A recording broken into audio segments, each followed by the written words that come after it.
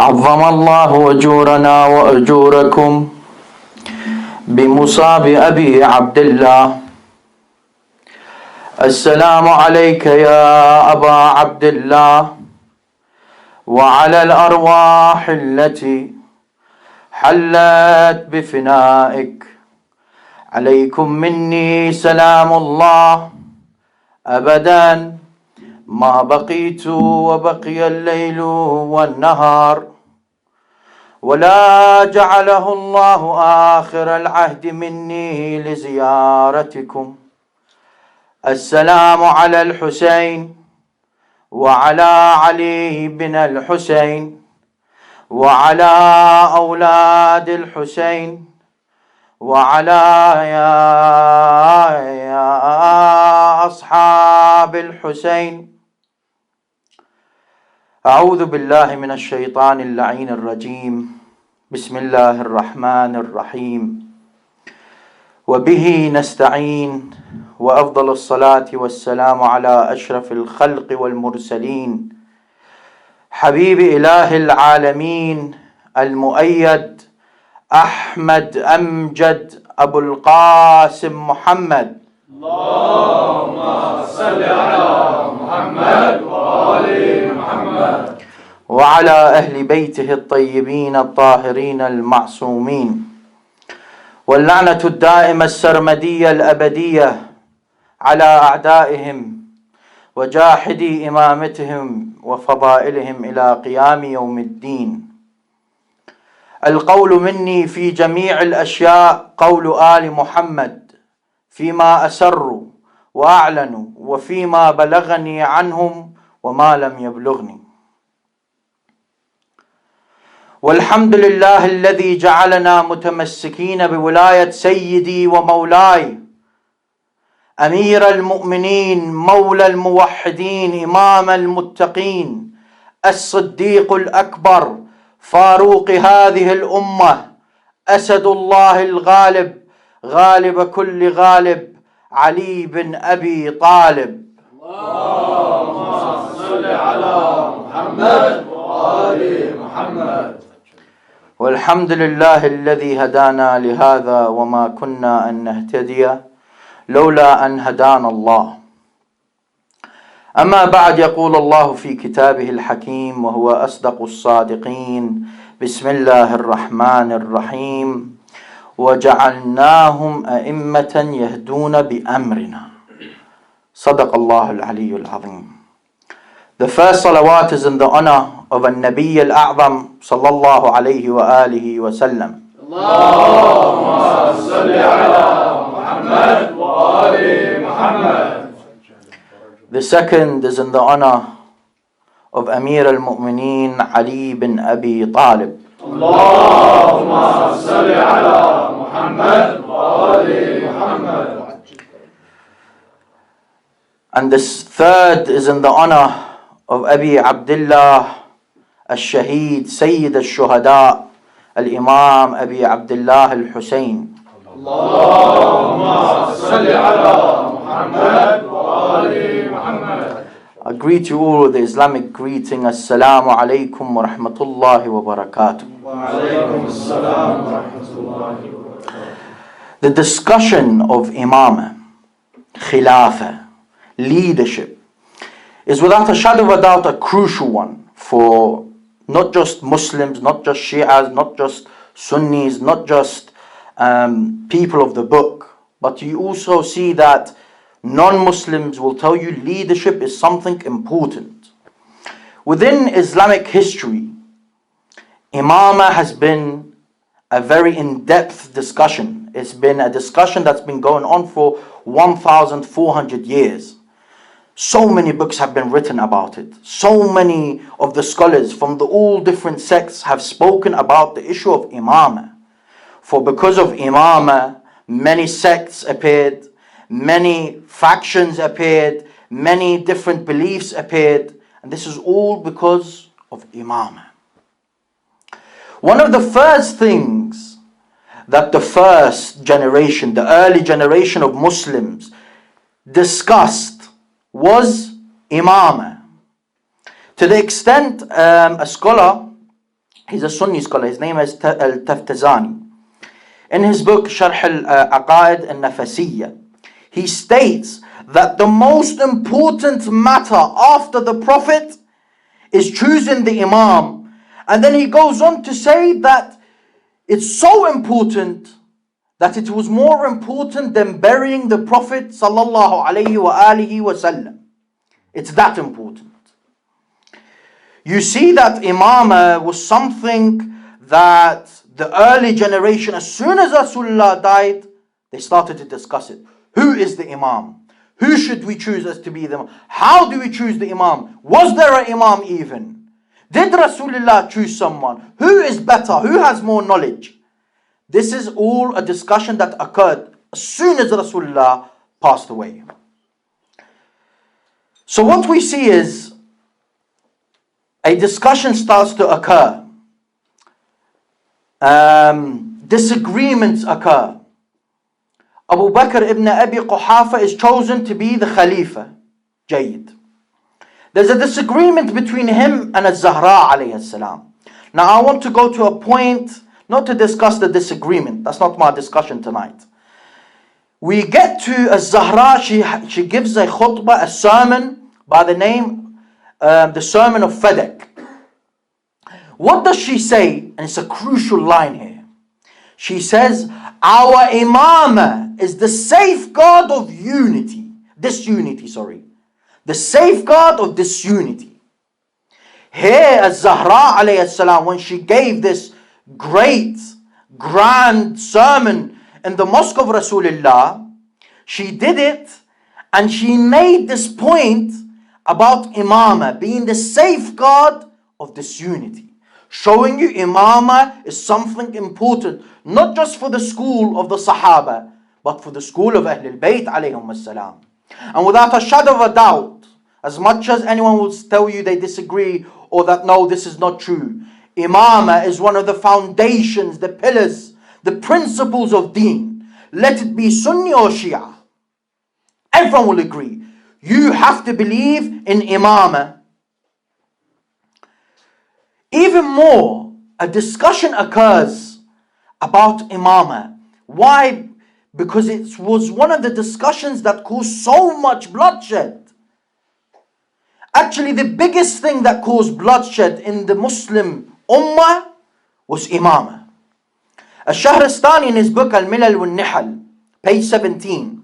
So he's going through, it's a book of creed, of sects of different creeds.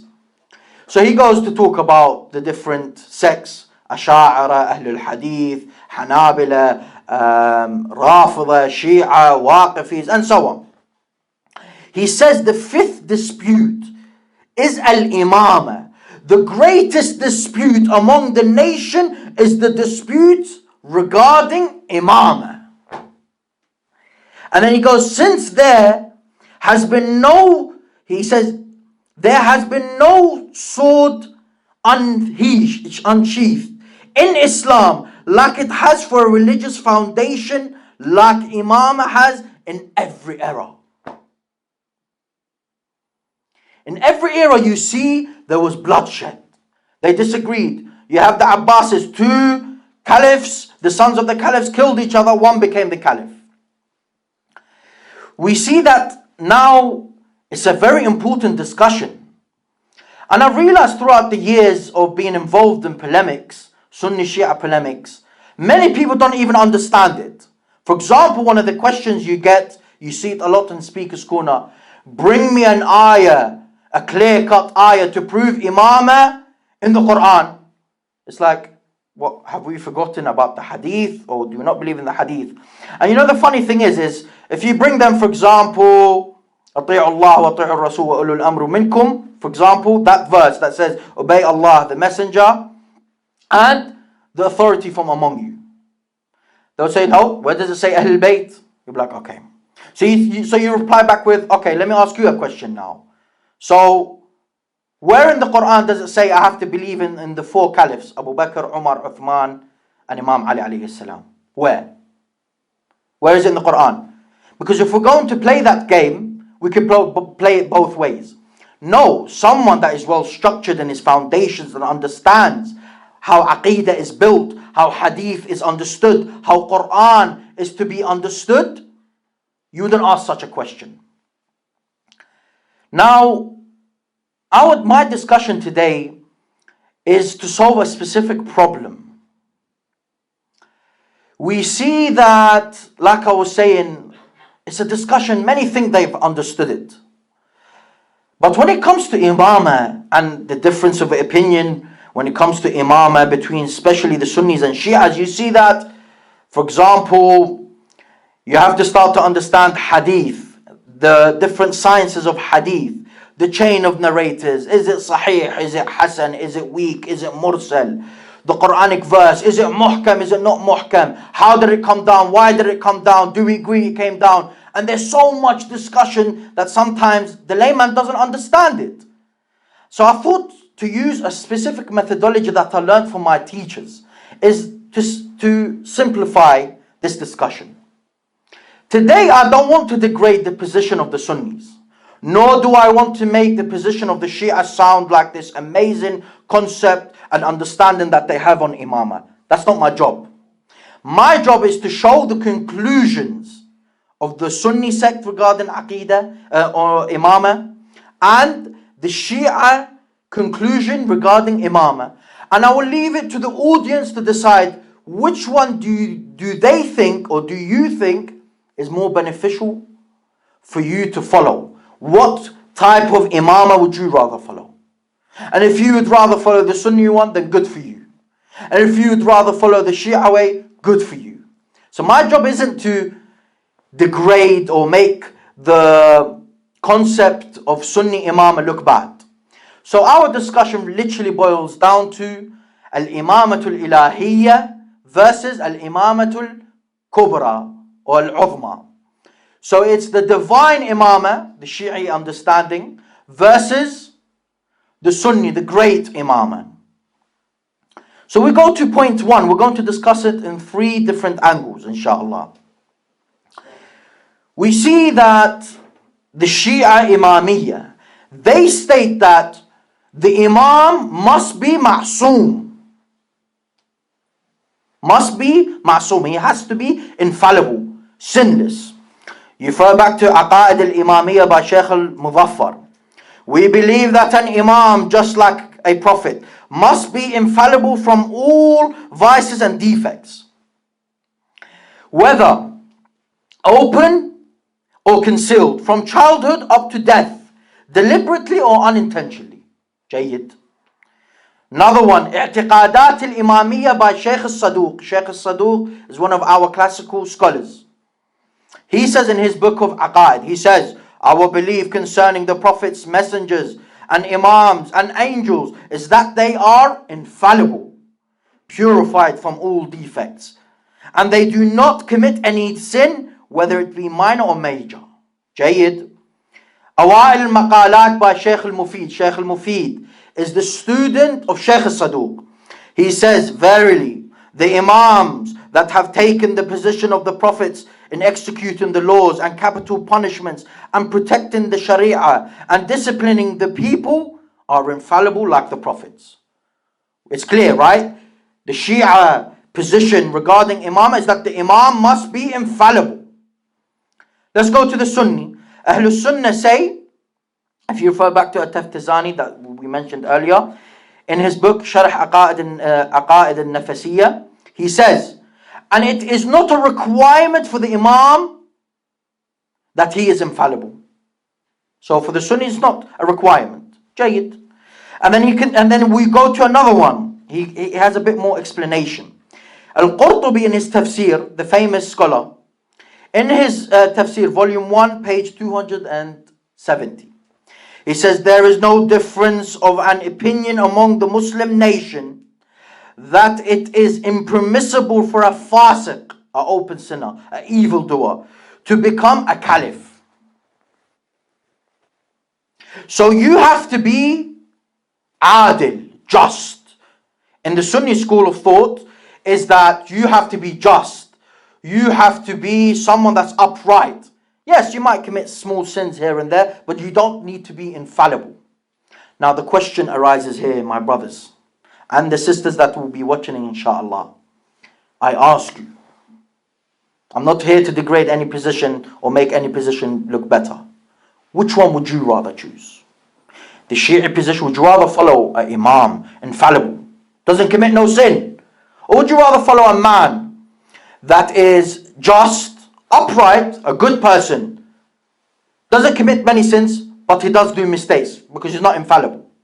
For example, now I don't want to divert from the discussion. For example, when you hear someone from the school of the Sahaba, they come and tell you that, yes, Abu Bakr fits in this condition of being upright. We Shia disagree, right?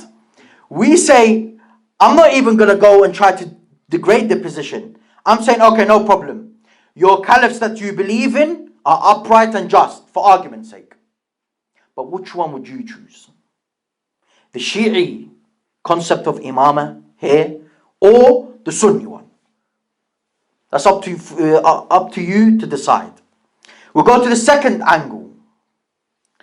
The Shia Imamiyya believe that it is obligatory to believe that the Imam is only chosen divinely by Allah subhanahu wa ta'ala. Only Allah. No one else can choose him. Not the people. Not mom and dad. No. Allah is the one that chooses. Aqaid al-Imamiyya by Shaykh al-Muzaffar. Again, I'm using this book, not necessarily that I agree with everything in it, but it is the book that is usually accepted in our Hawzat al-Ilmiyya, our Islamic seminars. He says, we, the Imamiyya Shia, state that that Imamah cannot be decided without commission from Allah the Almighty, conveyed to us by Rasulullah or by the previous Imam, who's also divinely chosen, right? Imamah is not to be lowered for selection or be the choice of the people. Clear-cut position. Our position is that the Imam cannot be chosen he can only be chosen by Allah, no one else. Let's go to the Sunni position. Al-Mawardi, he states in his book Ahkam al-Sultaniyya, page 21 to 22. He was a scholar from the 5th century. He was from Basra. He gives 7 different conditions. He gives 2 main conditions of choosing a caliph, an imam. He says, 1, by the selection of the people, so the Ahl al-Hall wal-Aqd, so the decision makers, the people of expertise. For example, Abu Bakr ibn Abi Quhafa, the first historical caliph, was chosen by what the Sunnis say the companions, and that they were experts, they were jurists, and they said that Abu Bakr is sufficient for this position of Imamah. The second one, selection by the previous caliph. Jayyid. Okay. Ibn Uthaymin, a Salafi scholar, in his book Sharh Aqidat As-Safaraniyya, it's a difficult one of them words that's difficult. He says, if a man rebels and seizes power, the people must obey him. So this is another way now. So you got someone that's in power. Someone comes, seizes that position. He rebels, takes the position. The people must obey him. Even if he seizes power by force without their consent, because he has seized the power. The reason for that is that if his rule is contested, it will lead to a great deal of evil.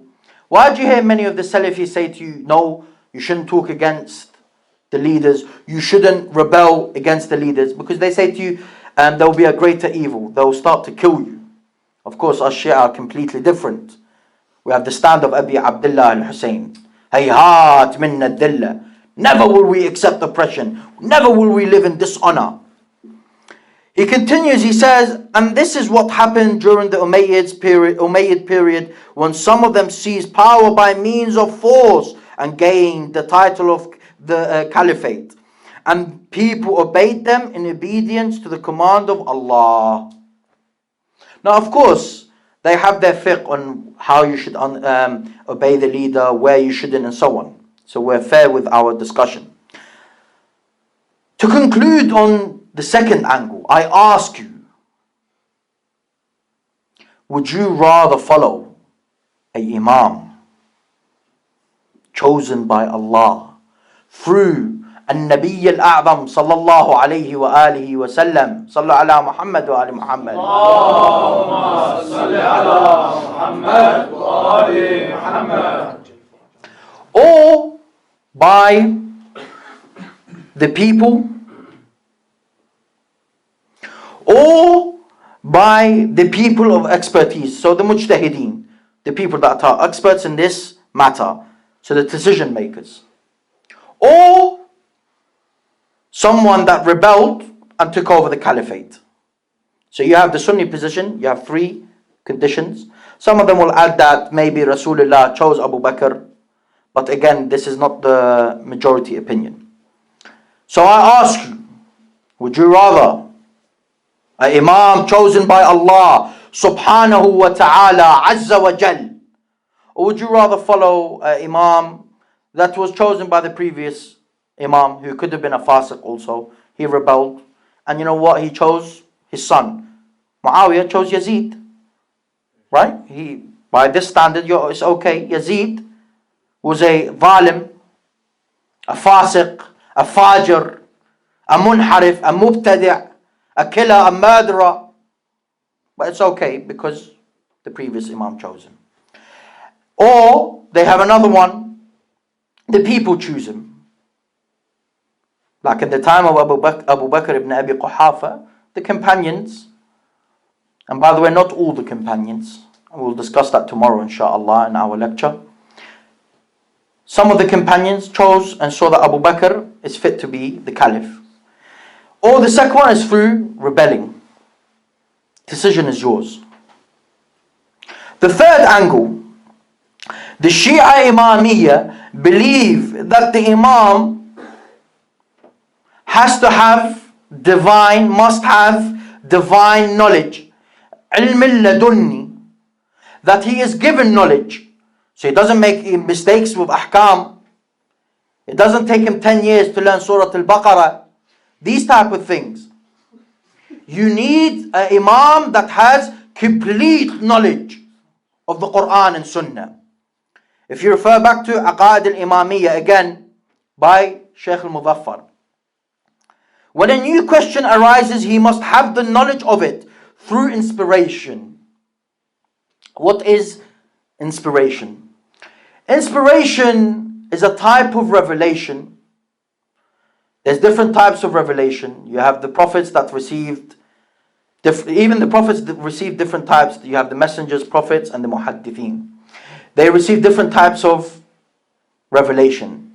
Here we see, and it's correct what Shaykh al-Muzaffar, in many cases when you go back to the Shia hadith corpus, a man would come to one of the Imams. Oh Imam, my question is so and so.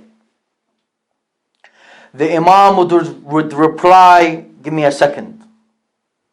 And then he would answer. It's as if someone is speaking to him, telling him an answer. So the angels would come to him.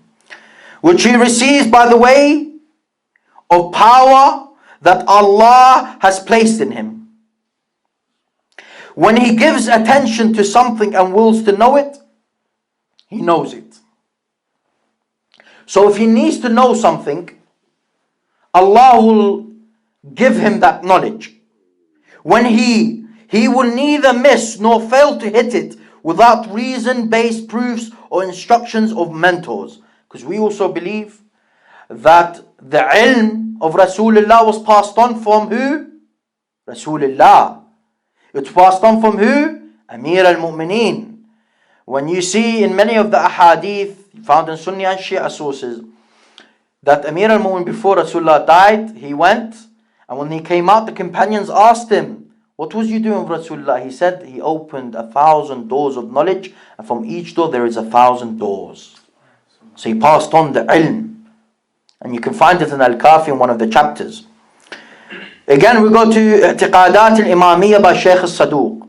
Each prophet had a wasi to whom he gave instructions by the command of Allah. And concerning them, we believe that they brought the truth from Allah, that their word is the word of Allah. They received wahi, ilham, inspiration. Their word is the word of Allah, and their command is the command of Allah, and their obedience to them is the obedience to Allah, and that disobedience to them is disobedience to Allah. They spoke not except on behalf of Allah.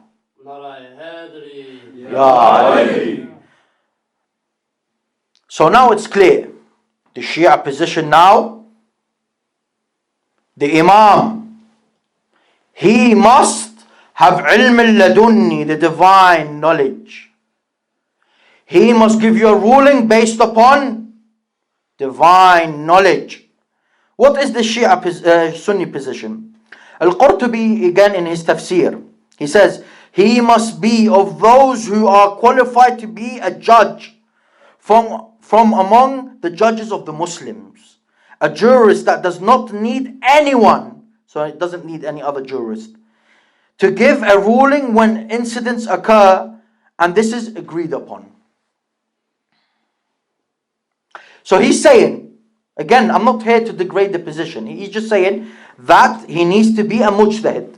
So by Sunni standard, Abu Bakr ibn Abi Quhafa, Umar bin al-Khattab, Uthman bin Affan, Ali bin Abi Talib were fuqaha, jurists. They can derive and deduct their own rulings from the Quran and Sunnah. They may disagree between them, by the way, and that happened. But this is what they believe.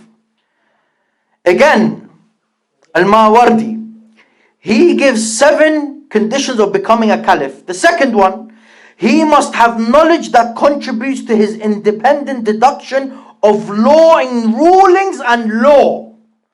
Jayyid. So one of the conditions of becoming an imam is that you need to be a jurist, a faqih.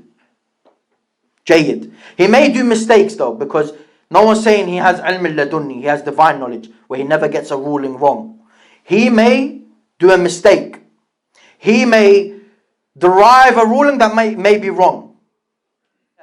So you see in many cases that Ibn Abbas, for example, will correct the caliph. Imam Ali, in another case, would correct him. This happens.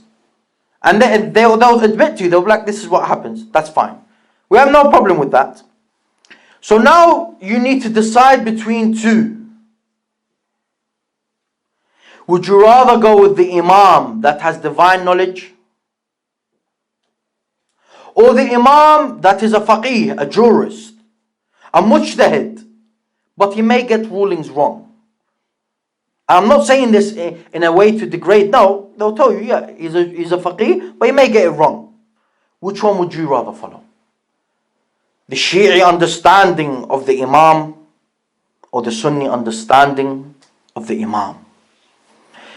I use this way because I saw some of my teachers when arguing with some Christians. They'll tell the Christian, would you rather follow Nabi Nuh, who is a sinner, a drunkard, like it's found in the Bible, or would you rather follow an infallible Prophet Nuh that doesn't commit sin?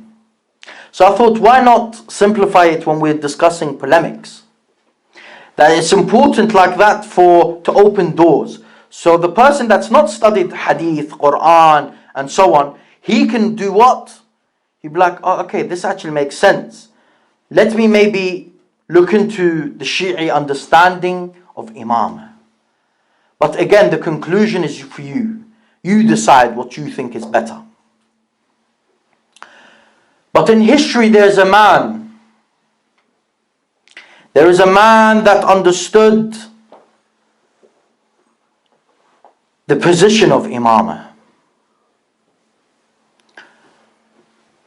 There is a man in history that showed complete loyalty to the Imam of his time. a man that truly had ma'rifah.